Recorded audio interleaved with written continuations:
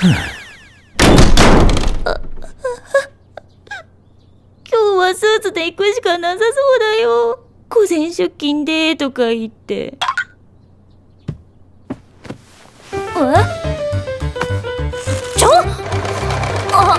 ユキ、切られる。なんということでしょう。Alright, I don't know why I did that. Hey, if you were with me during last week's episode, then you guys know, that I wasn't really feeling last week's episode. And one of the things I ended on was like, hey, it's okay. It wasn't a bad episode by any means, by any way, shape, or form.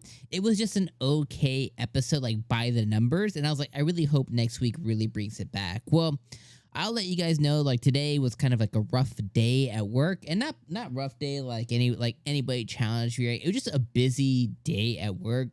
And when you have those days, you just kind of get like in a tired mood kind of thing. And I will tell you straight up, episode 4 lifted my spirits. Like from the snickering to the date to 𝐒𝐴 acting like a mom sending out their daughter on a very first date for the first time, to him following our main character, for us finding out that I guess her last name is Fukazawa.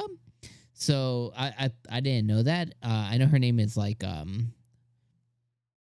Saku or something like that. But I just really loved everything that this episode really did. And seeing 𝐒𝐴 on the train, seeing him get excited at the aquarium, seeing him, do an idol dance in the middle of the living room, and then Saku like takes a little picture of him. Like, this episode just lifted my spirits. I laughed a lot to this episode.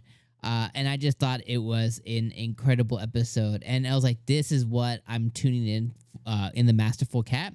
Like, this is what I'm tuning in for. It's like I'm tuning in for this show that makes a good day better or makes a bad day good. You know what I mean? And I know it sounds a little silly, like, hey, not all shows have that power. But it's like, if you can dive into a show and it puts you in a better mood in any way, shape, or form, even because maybe you chuckled a little bit, maybe you had to really laugh that day, then I think that that's really awesome. And that's what this episode really did.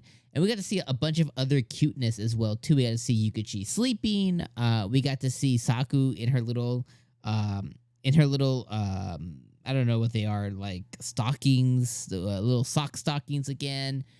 We got to see her be a little too chunky for a dress, like tons of little moments that happened this episode. And all of it was with her going on a date with her boss. Now, even though it was like a pretty innocent outing, and really he, homeboy just needed help with babysitting his niece as he went to the aquarium and stuff.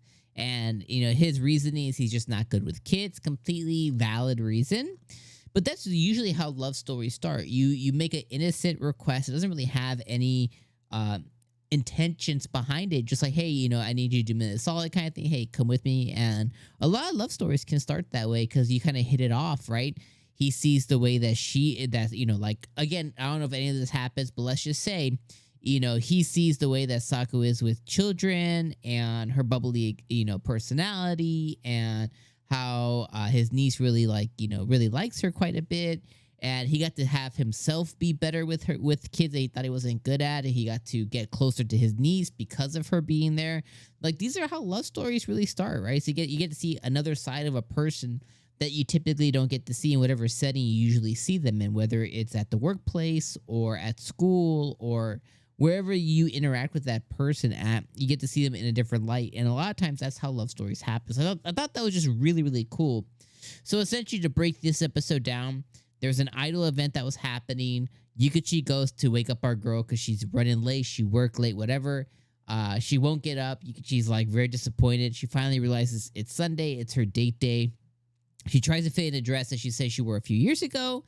She got a little chunky monkey on her, and she couldn't really fit into it. 𝐒𝐴 grabs it, rips it, remends it. He busts out the sewing materials and everything. Like, yo, he's straight up, He sends her out. He tries to give her a little picnic basket. Again, like a mom excited for her daughter going on a date. She refuses. She goes on the date with her boss. She sees that he has a little girl. We find out all this stuff, not good with children and stuff like that. We find out a little girl loves kitties, and she's like, Saku's like, I have a big black one, and she's like, like that one right there, and she's there spying on him, trying to be really slick with it. We find out he took the train. Him on a train is just hilarious. I found out that her last name was Fukuzawa. I didn't know that before this. We found out that 𝐒𝐻𝐸 the week prior was like drill sergeanting her, learning the songs and the dance moves for this idol group that they went to go see.